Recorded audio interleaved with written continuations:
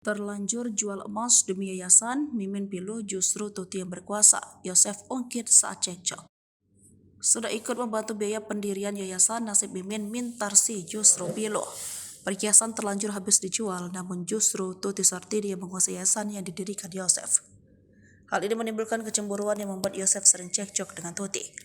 Yayasan Bidang Prestasi Nasional menjadi babak baru dalam penyidikan kasus pembunuhan ibu dan anak di Subang.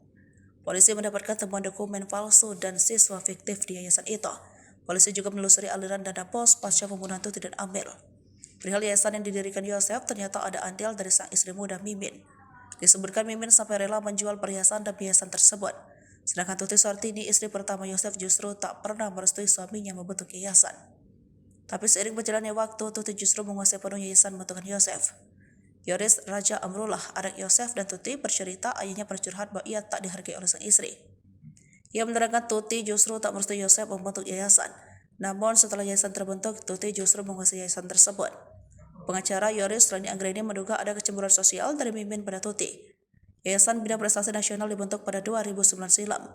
Yayasan ini berlokasi di Jalan Raya Serang Panjang KM 24,3 Subang Purwakarta, Kabupaten Subang.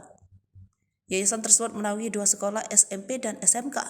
Selain itu, Yayasan Bidang Prestasi Nasional juga sudah terakreditasi BAN PT dan kompetensi keahlian RPL TKR.